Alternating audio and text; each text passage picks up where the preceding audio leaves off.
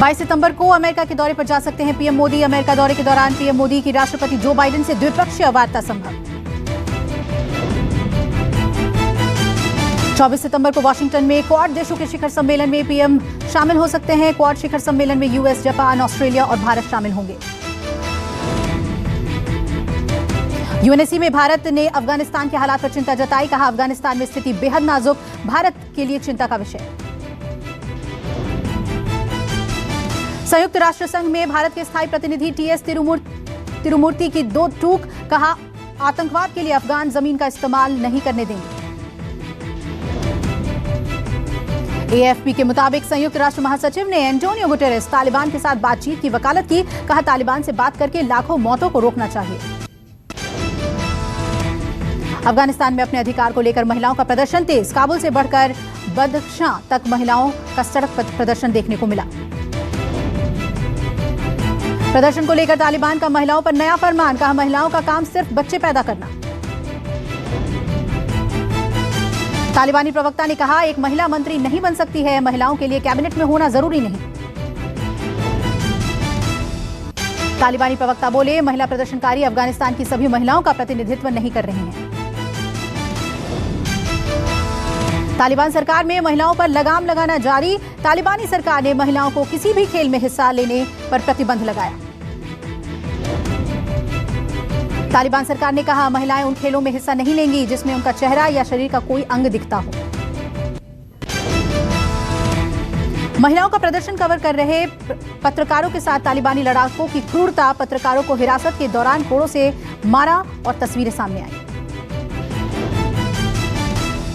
तालिबान ने अफगानी हीरो अहमद शाह मसूद के मकबरे में तोड़फोड़ की। पंशीर के बजारक में है अहमद शाह मसूद का मकबरा।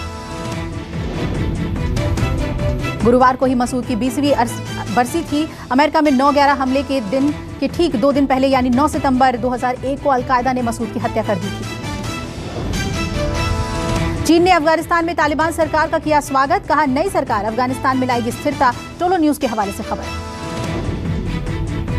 चीन के निशाने पर अमेरिका, सैनिकों के वापस बुलाने की आलोचना। कहा, 3 हफ्ते रहा अफगानिस्तान में तो अफरा तफरी का माहौल रहा। तालिबानियों को मदद के लिए चीन पहले ही कर चुका है ऐलान। अफगानिस्तान की तालिबान सरकार को देगा आर्थिक मदद।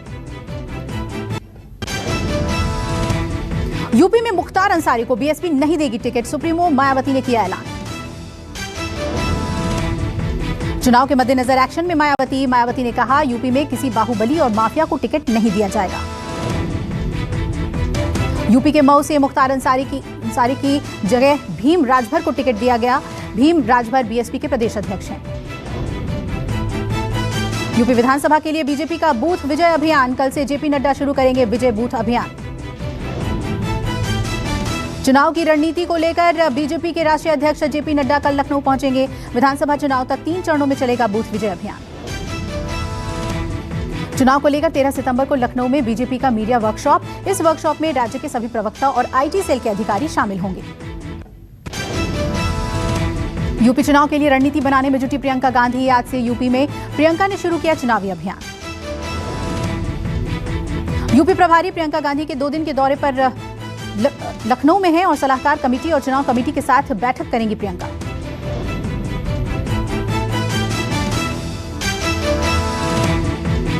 प्रियंका गांधी के लखनऊ दौरे को स्वतंत्र देव सिंह ने बताया ड्रामा। स्वतंत्र देव सिंह बोले, बीजेपी की यूपी में जीत पक्की है। यूपी के सीएम योगी आदित्यनाथ ने भारत रत्न स्वर्गीय गोविंद वल्लभ पंत की जयंती पर दी श्रद्धांजलि। प्रतिमा पर माल्यार्पण किया। ममता बनर्जी पश्चिम बंगाल की भवानीपुर सीट से अपना नामांकन दाखिल करने वाली हैं। 30 सितंबर को भवानीपुर में है उपचुनाव।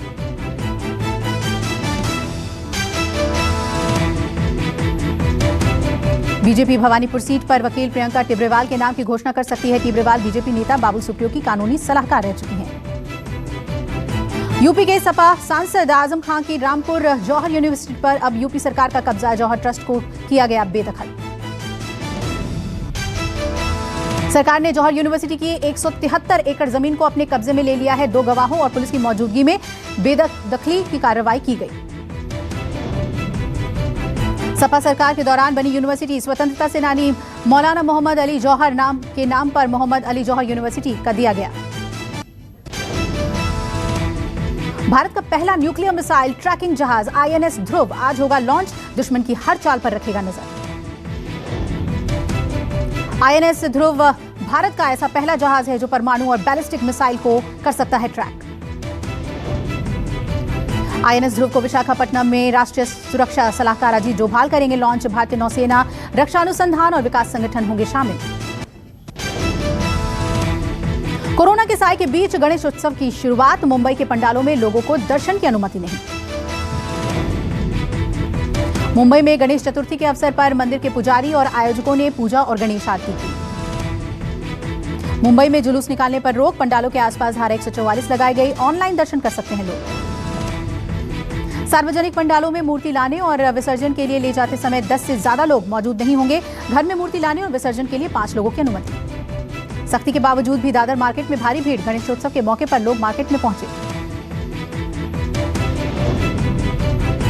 नागपुर के मार्केट में लोग गणेश आरती के लिए उमड़े, सोशल डिस्टेंसिंग के साथ कम लोगों के साथ की गई आरती।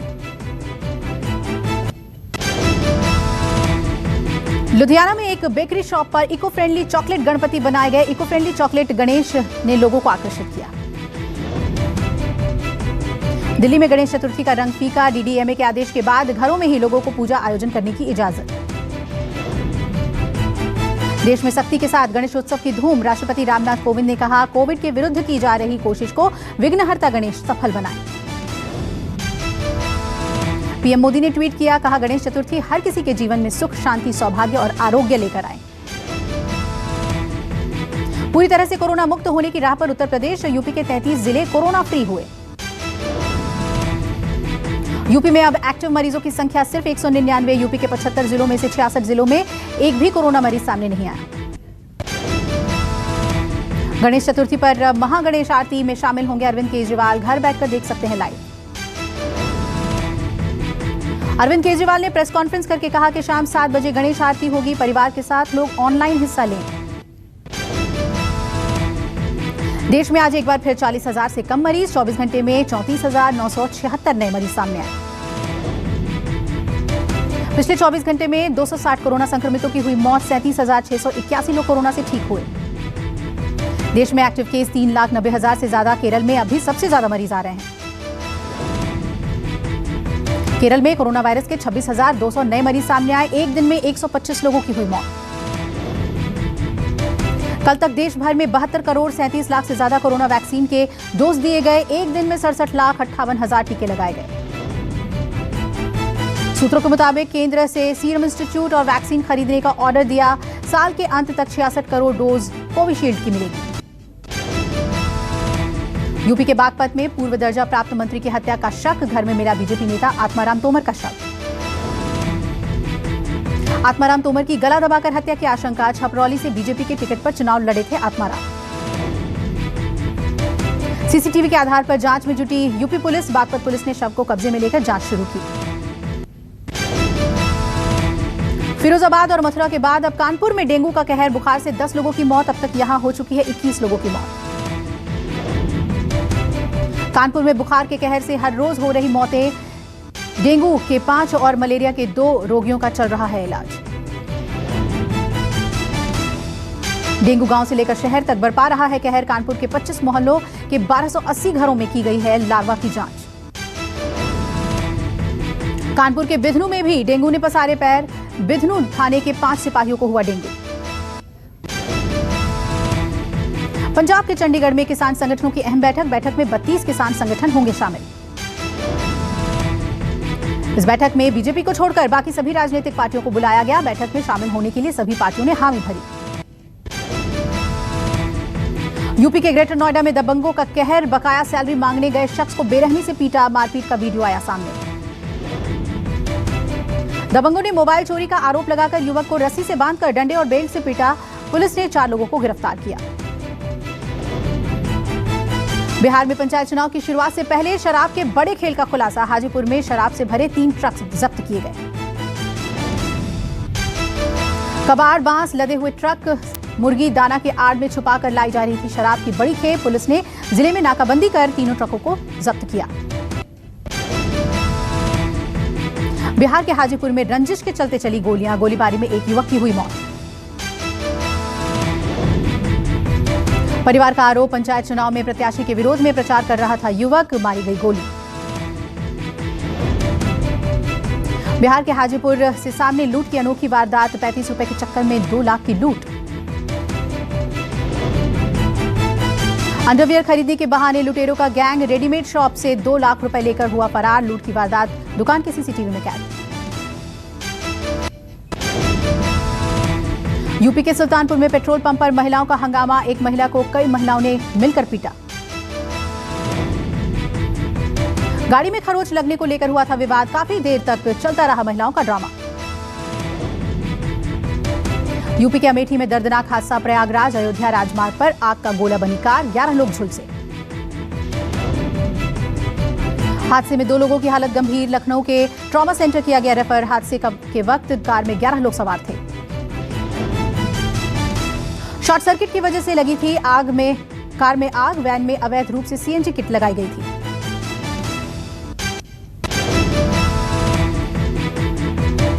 यूपी के गजरौला में हादसे का शिकार न होने से बाल बाल बची किसान नेता पूनम पंडित। सड़क पर गलत दिशा से आ रहा था एक ट्रक, ड्राइवर की सूझबूझ से टला यह हादसा। कोलकाता पुलिस की बड़ी कार्रवाई, पुलिस ने एक ट्रक से 80 किलो गांजे की बड़ी खेप को पकड़ा। पुलिस ने इस मामले में 2 लोगों को गिरफ्तार किया। गांजे को चायपत्ती के थैलों में छुपा कर लाया जा रहा था। आज शेयर बाजार में नहीं कर सकेंगे कारोबार, गणेश चतुर्थी के त्योहार की वजह से बीएसई और एनएसई रहेंगे बंद।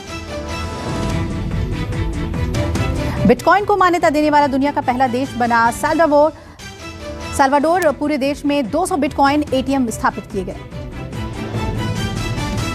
इनकम टैक्स फाइल करने की आखिरी तारीख बढ़ाई गई, अब 31 दिसंबर तक रिटर्न भरने की समय सीमा बढ़ा दी गई है। अमेरिकन ऑटोमोबाइल कंपनी फोर्ड ने भारत में गाड़ियों का प्रोडक्शन बंद करने का किया फैसला। लगातार हो रहे घाटे के चलते फोर्ड कंपनी ने लिया फैसला।